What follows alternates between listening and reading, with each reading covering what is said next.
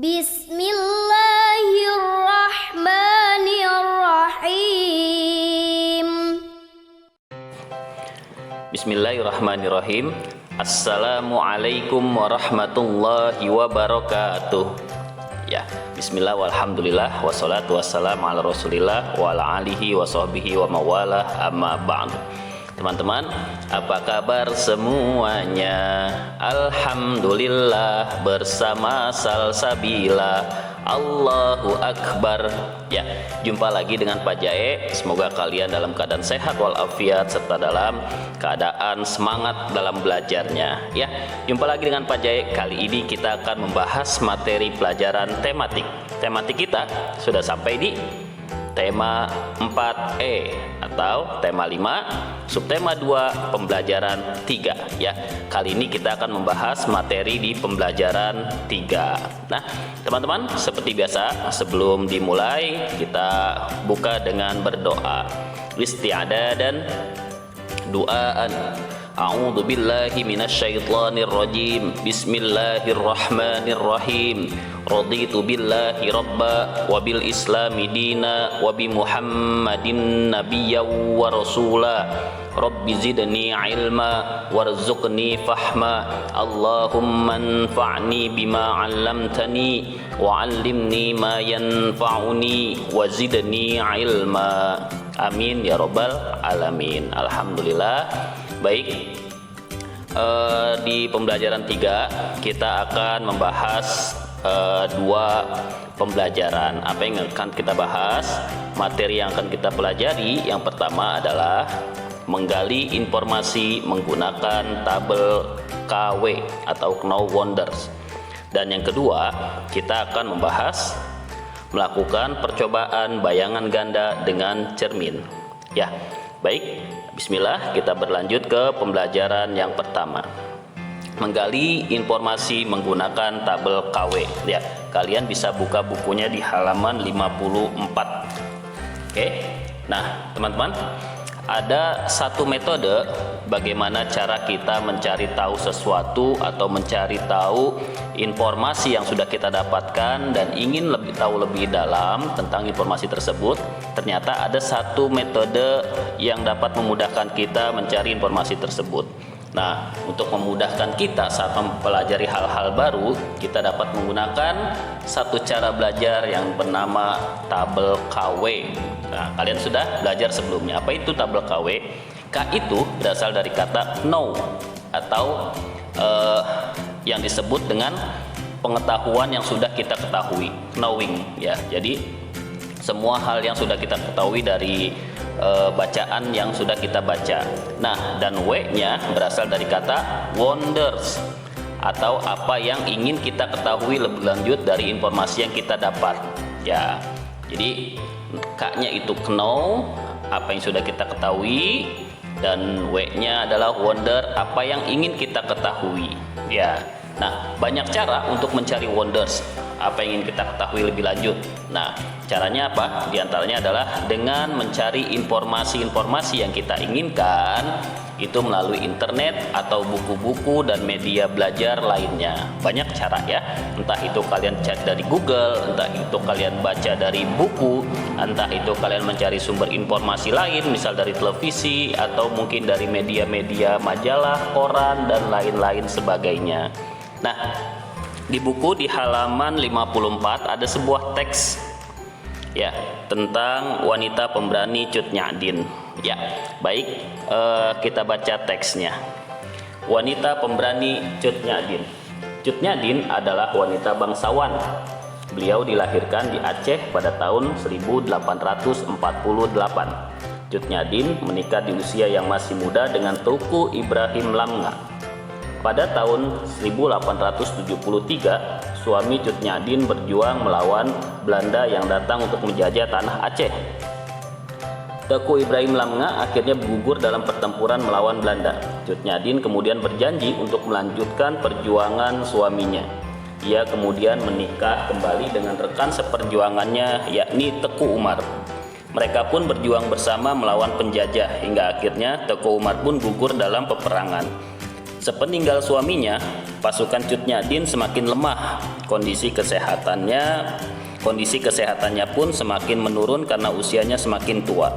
Para prajurit Belanda pun semakin mahir dalam peperangan karena mereka telah terbiasa dengan medan tempur yang sama.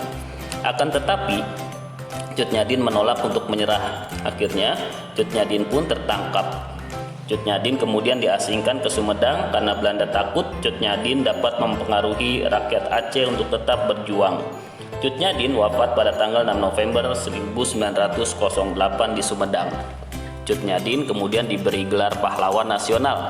Untuk menghargai perjuangannya, tokoh Cut Nyak Dien diabadikan dalam berbagai benda. Misalnya pada pecahan uang kertas 10.000 tahun 1998 serta perangko. Nama beliau juga digunakan sebagai nama kapal perang TNI Angkatan Laut Indonesia KRI Cut Nyak Dien. Ya teman-teman, itu adalah teks tentang wanita pemberani Cut Nyak Dien. Dia adalah pahlawan nasional Indonesia. Nah, dari teks tersebut kita dapat membuat tabel KW. Nah, tabel KW dari wanita pemberani Cut Nyak Dien. Teksnya sudah kita baca dan informasi apa yang sudah kita ketahui, kita buat tabelnya. Nah, know, apa yang sudah aku ketahui, dan wonder, apa yang ingin aku ketahui. Oke, yang pertama, know. Yang pertama, kita sudah tahu bahwa Cut Nyak Dien lahir di Aceh tahun 1848 berdasarkan informasi yang kita terima dari teks yang kita baca. Yang kedua, suaminya bernama Tuku Ibrahim Lamnga. Ini suami yang pertama. Nah, setelah Tuku Ibrahim Lamnga meninggal dalam pertempuran melawan Belanda, Cut Nyak Dien menikah kembali dengan Tuku Umar. Ya, selanjutnya Cut Nyak Dien tidak kenal menyerah dalam berjuang melawan Belanda. Hingga akhirnya Tuku Umar meninggal pun, Cut Nyak Dien masih melanjutkan perjuangan. Nah, lalu tertangkaplah Cut Nyak Dien oleh Belanda. Cut Nyak Dien tertangkap dan diasingkan ke Sumedang. Hingga akhirnya beliau meninggal di Sumedang pada tanggal 6 November tahun 1908. Ya, ini adalah yang sudah kita ketahui dari teks tentang wanita pemberani Cut Nyak Dien. Lalu, apa yang ingin kita ketahui? Nah, dari wonders, kita dapat membuat sebuah pertanyaan. Apa saja sih yang ingin kita ketahui? Misalkan, kita ingin tahu pada tanggal berapa Cut Nyak Dien dilahirkan. Nah, karena di situ hanya disebutkan tahunnya saja, tapi tanggal dan harinya tidak disebutkan. Atau di manakah Cut Nyak Dien dilahirkan? Aceh itu kan luas, mungkin ada daerah yang lebih spesifik di mana tempat Cut Nyak Dien dilahirkan. Kalian bisa cari tahu di berbagai macam media. Lalu, apalagi yang ingin kita ketahui? Pada usia berapa Cut Nyak Dien menikah? Nah, di situ dijelaskan di teks bahwa usianya masih sangat muda ketika menikah, tapi tidak disebutkan pada usia berapa Cut Nyak Dien menikah. Ya. Yang ketiga, senjata apa yang digunakan Cut Nyak Dien dalam berperang? Nah, ini penting mengingat Aceh memiliki senjata tradisional, ya, namanya rencong. Mungkin Cut Nyak Dien menggunakan rencong dalam berperang. Ya. Yang keempat, pada usia berapa Cut Nyak Dien diasingkan? Ya, nah pada usia berapa kita tidak disebutkan di teks. Nah, hanya tanggalnya saja, tanggal meninggal beliau pada tanggal 6 November 1908. Yang terakhir, apa yang ingin kita ketahui? Mungkin bisa apa yang melatar belakangi Cut Nyak Dien berperang melawan Belanda. Nah, ini juga kita boleh ketahui kira-kira kenapa ya kok Cut Nyak Dien berperang melawan Belanda. Ya, ini adalah hal-hal yang ingin kita ketahui dari teks wanita pemberani Cut Nyak Dien. Nah, dari hal-hal tersebut yang ingin kalian ketahui, kalian bisa cari hal-hal tersebut melalui informasi yang kalian dapat dari internet, dari Google, atau dari buku-buku sejarah. Nah, ini bisa kalian gali lagi informasi-informasi tentang Cut Nyak Dien. Ya, ini adalah salah satu hal yang dapat memacu kita untuk rajin membaca, rajin mencari tahu.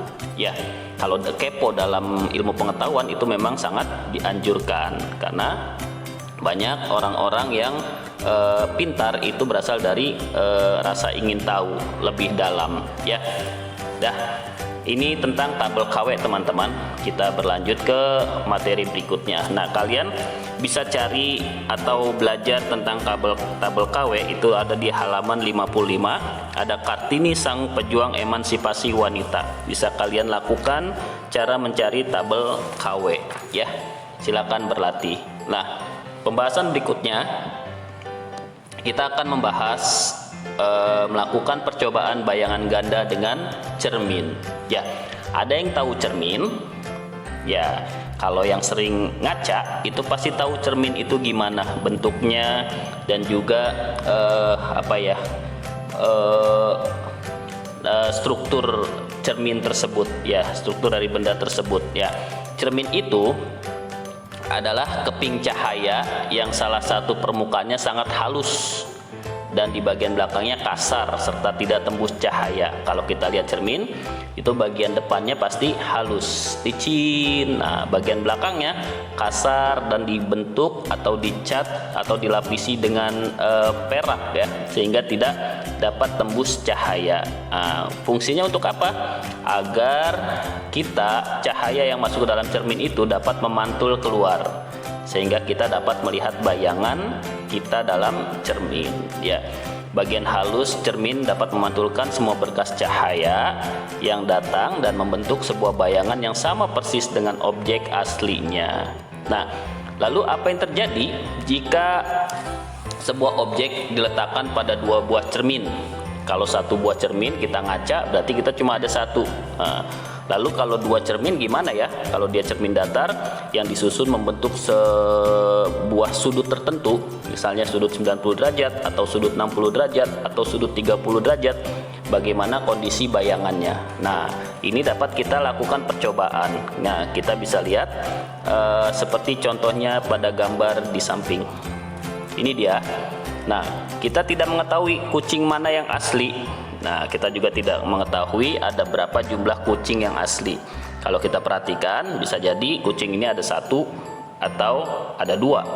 Ya, kita tidak tahu. Nah, ini adalah kondisi ketika dua buah cermin disatukan, terus dibentuk menjadi sebuah sudut. Kalian bisa praktekkan, pegang dua buah cermin, terus ditempel, disolasi bagian sisi-sisinya, terus buat sudut tertentu. Nah, itu bisa dijadikan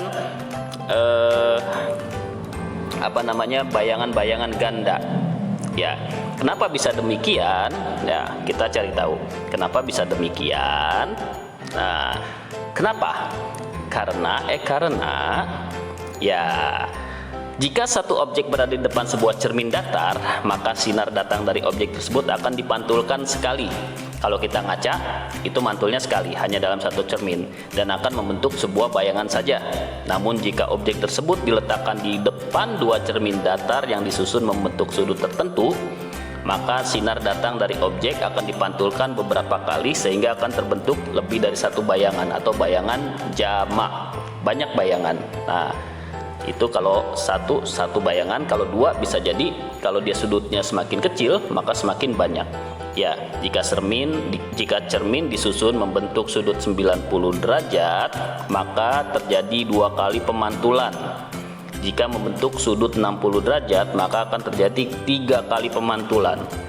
Semakin kecil sudut yang dibentuk oleh dua cermin datar, maka akan semakin banyak jumlah pemantulannya, sehingga jumlah bayangan yang dihasilkan juga akan semakin banyak. Ya, teman-teman, untuk membuktikan bagaimana proses kerja cermin ini menghasilkan bayangan yang banyak dengan sudut tertentu, Pak Jaya akan memberikan sebuah video cara melakukan percobaan bayangan ganda dengan cermin. Ya, kalian juga bisa melakukan percobaan tersebut di buku halaman 56 dan 57. Itu ada satu buah cara bagaimana cara menghasilkan bayangan ganda pada cermin. Oke, kita saksikan videonya.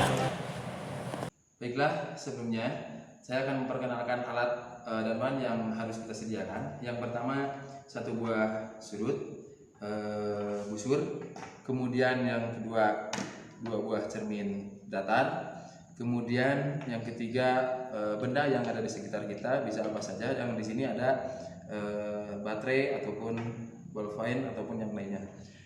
Untuk yang pertama, kita buktikan dengan sudut 180 derajat seperti ini. Kita simpan benda di tengah-tengah. Kemudian kita lihat berapa jumlah bayangan yang terbentuk. Di sana kelihatan jumlah bayangan ada 1. Kemudian kita bentuk sudut 120 derajat. 120. Kemudian kita simpan, letakkan benda di tengah-tengahnya. Kemudian kita lihat bahwa jumlah bayangan yang terbentuk itu ada 2. Lalu kita geser lagi sudutnya ke sudut 90 derajat. Coba kita letakkan lagi benda di tengah-tengah. Kemudian kita lihat dan hitung berapa jumlah bayangan yang terbentuk. Di sana jumlah bayangan yang terbentuk ada 3 bayangan. Kemudian kita geser lagi 60 derajat. Kemudian simpan benda di tengah-tengah. Kemudian kita lihat bahwa jumlah benda yang terbentuk itu ada 5. Kemudian kita geser lagi dengan sudut 30. Simpan benda di tengah-tengah. Kemudian kita hitung ada berapa jumlah bayangan yang terbentuk. 1, 2, 3, 4, 5, 6, 7, 8, 9, 10, 11. Jadi ada 11 bayangan yang terbentuk. Nah, kemudian dari hasil pengamatan tadi kita buktikan dengan hitungan rumus, di mana perhitungannya n sama dengan rumus n sama dengan 360 per alfa dikurangi 1. N itu jumlah bayangan, alfa jumlah sudut. Misalnya kita untuk menghitung yang sudutnya 360, yang sudutnya 180. Di sini berarti kita hitung n sama dengan 360 per 180 dikurang 1 sama dengan 360 per 180 berarti 2 dikurang 1 sama dengan hasilnya 1. Artinya jumlah bayangannya 1. Kita samakan dengan hasil yang tadi, di mana tadi kita lihat bayangan dengan sudut 180 derajat itu jumlah bayangannya hanya 1. Itu sesuai dengan perhitungan. Begitupun dengan satu lagi kita coba untuk sudut yang misalnya yang 90 misalnya. N sama dengan 360 per alfa dikurang 1 sama dengan 360 per 90 dikurang 1 sama dengan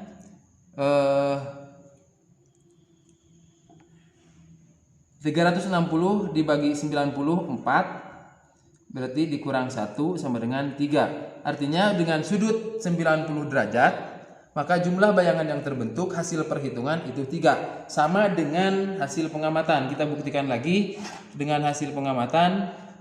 Kita amati dengan sudut 90. Kita bentukkan cerminnya dengan sudut 90. Letakkan benda di tengah-tengah. Maka setelah kita lihat jumlah bayangan yang terbentuk 1, 2, 3. Nah itu